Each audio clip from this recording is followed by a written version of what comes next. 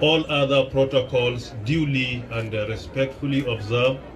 Good afternoon, and may peace, mercy, and blessings be upon you.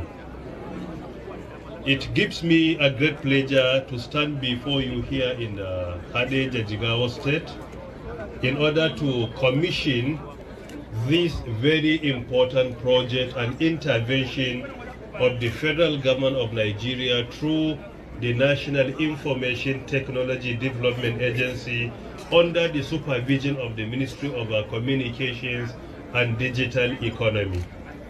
However, it has not been my tradition to claim any credit. I anticipated the DG coming from Hadeja to give me the credit of establishing this center directly. It has not my tradition to claim the credit, but for this one I think I deserve to be given the credit. Because I started the project and executed the project while I was occupying the position he has been occupying today.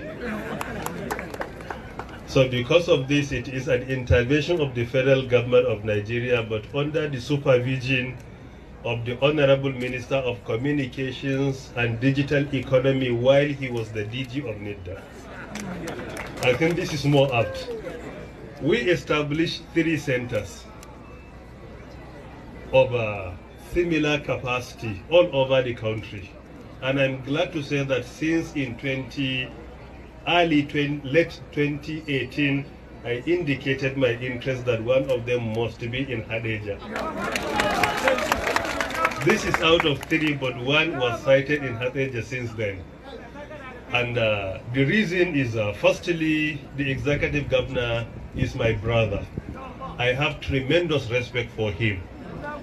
Secondly, the emir of Hadeja is our father and is somebody that is respected by all of us because of his religious disposition.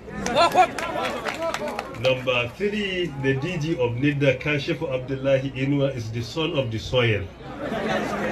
He has been with me very committed, very supportive, and very loyal to my cause. It is because of these reasons, while deliberating on where to site the project, I immediately agreed and endorsed that this project should be sited here in Hadeja. With this, I think I have given him part of the credit. If this project is in Gombe, I will allow him to commission without saying anything. But since it is in Hadeja, then definitely there is no harm for me to claim the credit. However, it has never been my tradition. This project, as he explained, is part of the policy of our boss, President Muhammad Buhari, GCFR. Jigawa State did a lot in supporting the president, in voting for the president, and that is why you will clearly see even during last election, the net of Jigawa State, I think, is over 500,000 votes. Politics respects loyalty.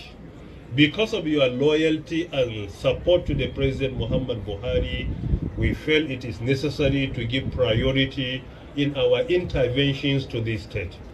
This is not the only project in Jigawa. We have ongoing projects all over the state. And I believe that within the time frame we have, many more projects will come up, inshallah ta'ala, for the state. The DG of Voice of Nigeria, Osita Okechukwu, the Postmaster General of Nigerian Postal Services, Dr. Ismail Adewusi, the representatives of other CEOs here present, management and staff of National Information Technology Development Agency, most importantly as well, the keynote speaker of today's event,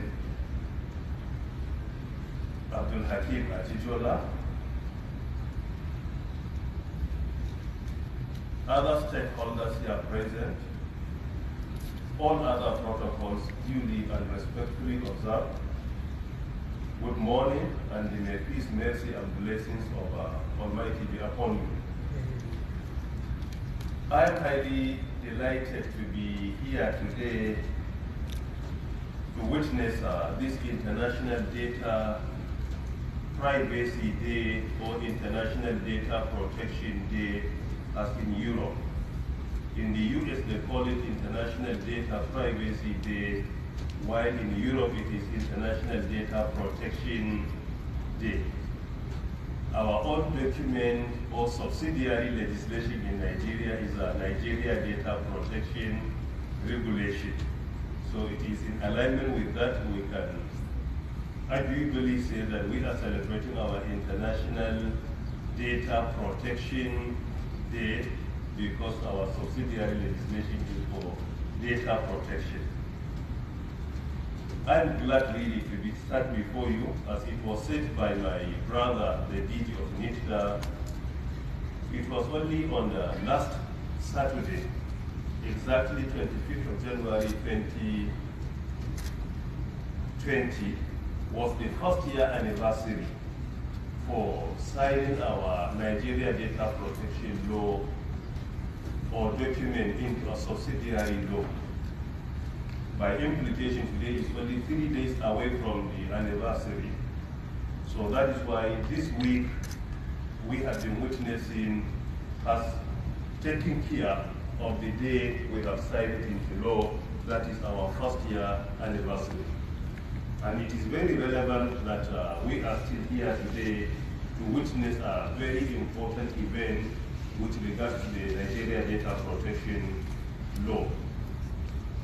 Furthermore, the reason behind designating this day, 28th January of each and every year, to be the day that we are celebrating National or rather International Data Protection Day, is the fact that there are 3 keys that we are to take care of.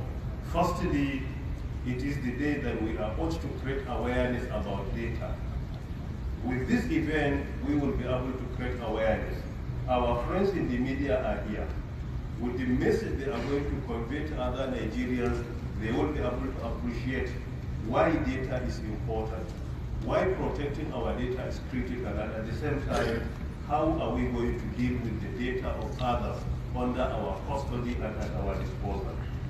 Number 2 is to promote privacy, which is also key.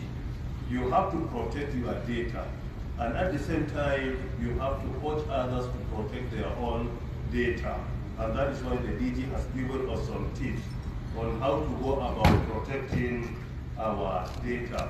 Most importantly, through using latest and original software is one of the ways we can protect. Today, we are being used to deploying pirated software, which can easily be compromised.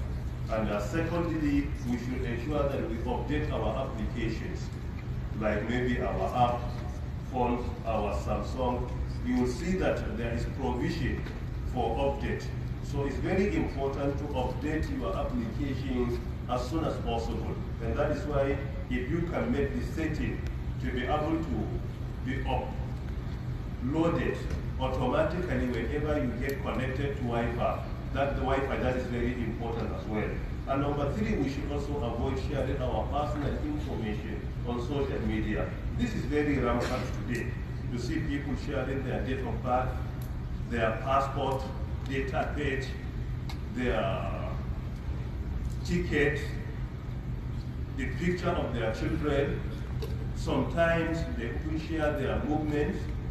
He leaves home towards the airport. He arrives at the airport. From there, he will move to this country or to this state. So by doing that, you are exposing yourself to more and more challenges. And this is the information that fraudsters are looking for to be able to breach your own data or to compromise your security. So that is why all these things are very important.